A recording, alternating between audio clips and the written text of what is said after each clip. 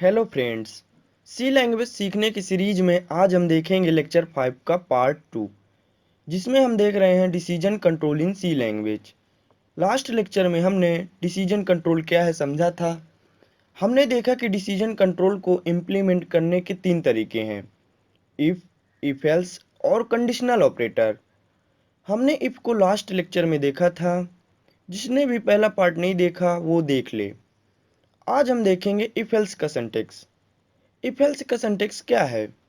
सबसे पहले लिखेंगे इफ के बाद लिखेंगे कंडीशन, जो इफ के पैरेंथेसिस में लिखी जाती है। ये बिल्कुल इफ की तरह है। इसमें केवल इफ के अलावा एक और पार्ट इंक्लूड हो गया है, एल्स। यदि ये कंडीशन ट्रू हो जाती है तो इफ का ब्लॉक चल जाएगा, नहीं तो एल्स का ब्लॉक चलेगा। इसमें दो ब्लॉक हैं, एक इफ ब्लॉक और एक एल्स ब्लॉक।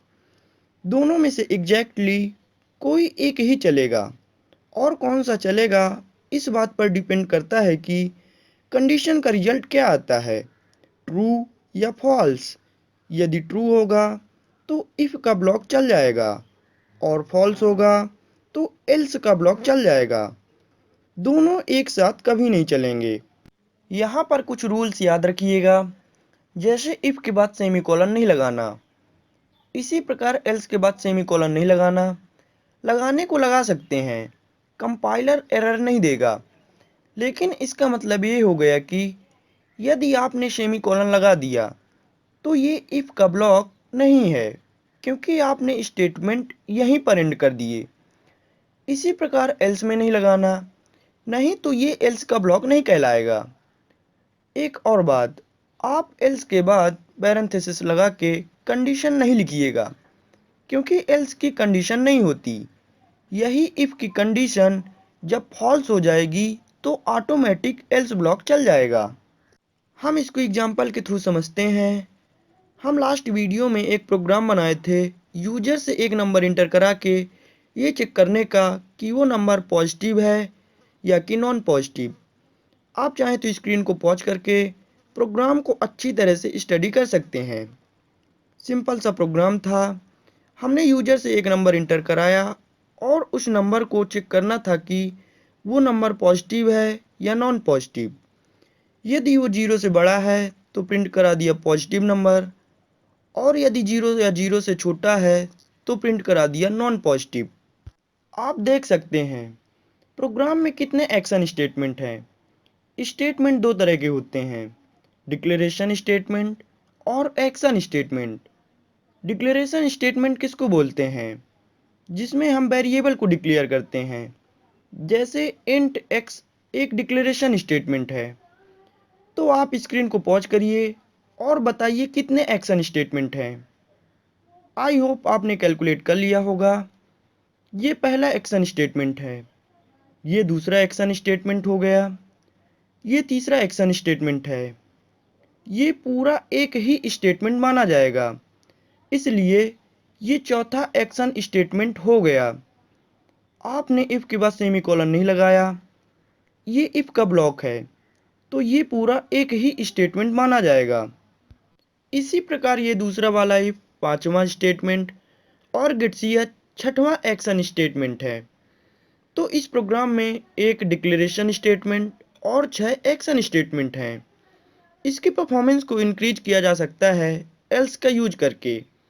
हमको ये मालूम है दोनों इफ एक दूसरे के कॉम्प्लीमेंट्री हैं, यानी ये वाला इफ ट्रू है तो डेफिनेटली दूसरा वाला इफ फॉल्स होगा, और यदि दूसरा वाला ट्रू है तो पहला फॉल्स होगा, क्योंकि हमने ऐसी कंडीशन बनाई है। पहली कंडीशन तभी ट्रू होगी जब x की वैल्यू 0 से बड़ी होगी, यानी नंबर 0 से बड़ा होगा, और दूसरी तभी ट्रू होगी जब x की वैल्यू 0 अथवा 0 से छोटी होगी। तो ये दोनों इफ एक दूसरे के कॉम्प्लीमेंट्री हैं। हम यहाँ पर एल्स लिखते हैं, सेम प्रोग्राम है, सेम आउटपुट आएगा, लेकिन इसमें एक्शन स्टेटमेंट कम हो गए। क्लियर स्क्रीन पहला, प्रिंट एफ दूसरा, स्कैन एफ तीसरा, ये पूरा इफ एल्स चौथा, और गेट सी एच पाँचवा। तो हमारे पास 6 नहीं 5 एक्शन स्टेटमेंट हैं। इफ़ की कंडीशन ट्रू होगी तो इफ़ ब्लॉक का प्रिंटफ चल जाएगा, और यदि कंडीशन फॉल्स होगी तो एल्स ब्लॉक का प्रिंटफ चल जाएगा। इसको रन करके देखते हैं। हमने 56 इंटर किया, यस पॉजिटिव नंबर। अब हम इंटर करते हैं 0, यस नॉन पॉजिटिव। अब हम इंटर करते हैं -9, यस नॉन पॉजिटिव। तो बिल्कुल सही आउटपुट आ रहा है। अब एक और रूल समझिए, यदि इफ का block single line statement contain कर रहा है, हम एक से ज़्यादा स्टेटमेंट लिख सकते थे, तो इफ के ब्लॉक को करली ब्रैकेट से बनाने की ज़रूरत नहीं है।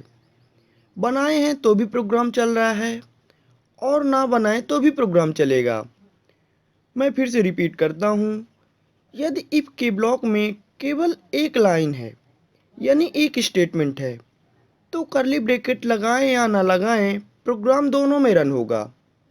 ये रूल एल्स पर भी लागू होता है। एल्स भी सिंगल लाइन स्टेटमेंट कंटेन कर रहा है, तो हम यहाँ से भी करली ब्रैकेट हटा देते हैं। हमने करली ब्रैकेट हटा दिया। एक और रूल है जहाँ पर अक्सर स्टूडेंट गलती करते हैं। जैसे हम जानते हैं इफ़ अकेला आ सकता है, हमने पिछली वीडियो देखा है। इफ़ एल्स भी लगा सकते हैं, पर अकेला एल्स नहीं आ सकता। अच्छा बताइए, एल्स कब चलता है? जब इफ़ की कंडीशन फॉल्स होती है। एल्स अकेला नहीं चल सकता विदाउट इफ़ के, यानी इफ़ नहीं होगा तो किसकी कंडीशन के फॉल्स होने पर एल्स चलेगा। समझने वाली बात है। एक और रूल देखिए, यदि आप एल्स लिख रहे हैं तो इफ़ तो होगा ही, मतलब इस प्रिंटफ के बाद एल्स ही होना चाहिए। यदि आपने इस प्रिंटफ के बाद कोई दूसरा स्टेटमेंट लिख दिए, जैसे प्रिंटफ के अंदर हेलो, तो आएगी एरर।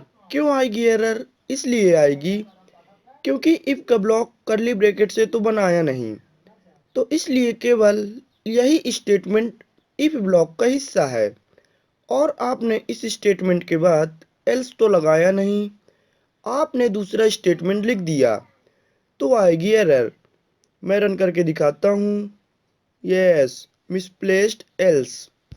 और यदि करली ब्रैकेट लगा दें फिर कोई दिक्कत नहीं है, तो ये प्रोग्राम चल जाएगा। आई होप ये प्रोग्राम आपको समझ में आया होगा। आप इफ एल्स की प्रैक्टिस करिए, बहुत सरल है। और यदि आपने पिछली वीडियो में इफ़ का सिंटैक्स नहीं देखा तो ज़रूर देखिए। यदि आपको मेरी वीडियो अच्छी लग रही हो तो आप लाइक करिए, सब्सक्राइब करिए, और जो भी मुझे सजेशन देना चाहते हैं कमेंट के माध्यम से ज़रूर बताएं। और मेरा एक फेसबुक पेज भी है जिसको आप फॉलो करिए। मैं इस पेज में टेक से रिलेटेड वीडियो डिलीवर करता रहता हूँ। मैं डिस्क्रिप्शन पार्ट में इसकी लिंक दे दूँगा। तब तक के लिए धन्यवाद।